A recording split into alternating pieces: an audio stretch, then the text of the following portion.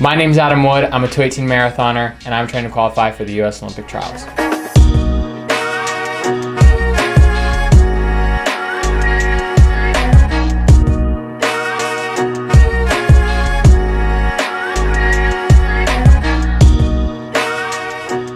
For those of you who don't know me, I'm a recent graduate from BYU, where I did the 5K and the steeplechase.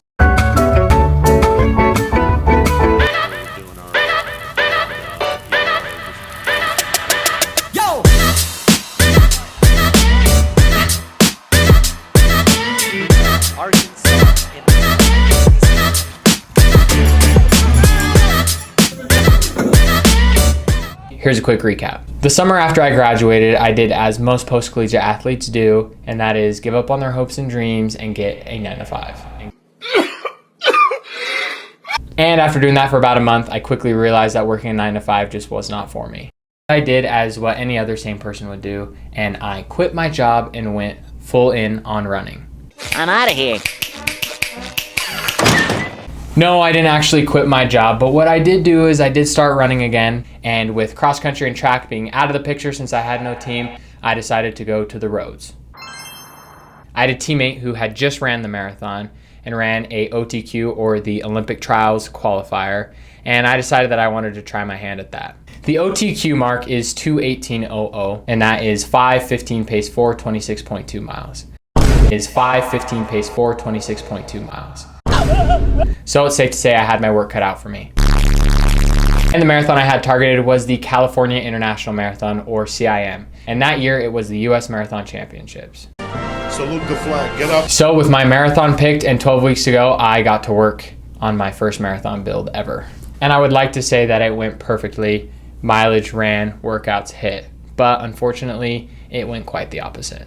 You see, running 100 miles a week, going to school, and with teammates is light work compared to what I was doing.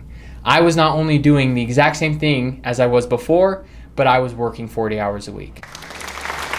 Since I started work at 7:30, I would have to start most of my runs in the early morning, which would mean I'd be running in the dark for most of it.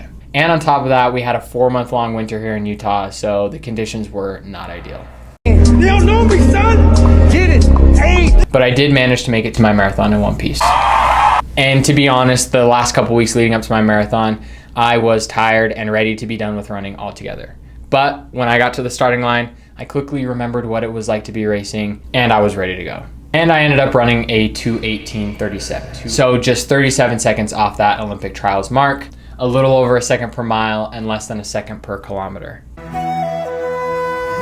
But I will say the marathon is one of those events where just finishing it, you feel honestly pretty good about yourself.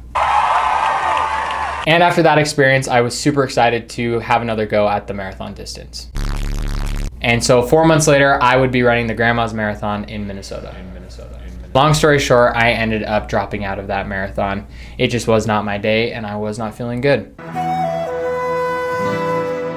But I did make it 20 miles, I put myself in it, and I was trying to go all the way despite feeling terrible from the gun.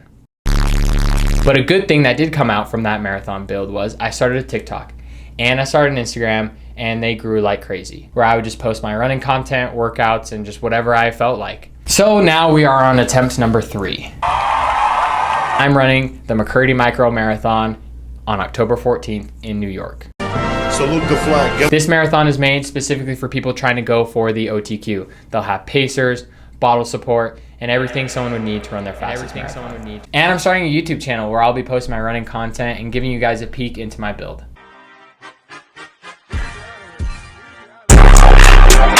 To be honest, after running in the NCAA, I thought there wasn't anything left for me in the sport. I thought the NCAA was the pinnacle, and if you're not good enough to go pro, you should just move on and join the real world and join the real world with everybody else.